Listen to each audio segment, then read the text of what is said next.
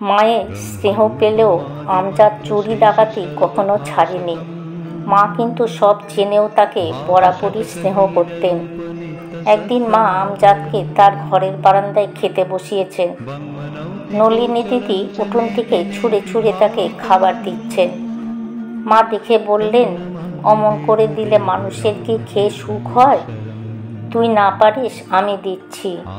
খাওয়া শেষ হলে মা এঁটো জায়গা নিজেই ধুয়ে দিলেন। নলিনী দিদি বললেন, তোমার জাত গেল। সঙ্গে সঙ্গে মায়ের সেই অপূর্ব উত্তর, আমার শরৎ যেমন ছেলে, এই আমজাদও তেমন ছেলে। সমাজে যারা অবহেলিত কিংবা নিজকৃত অপরাধের জন্যে লোকের চোখে হেয়, মায়ের স্নেহ থেকে তারাও বঞ্চিত হতো না। কারণ মায়ের ভালোবাসার পাত্রের দোষ গুণের হিসাব কখনো স্থান পেত না।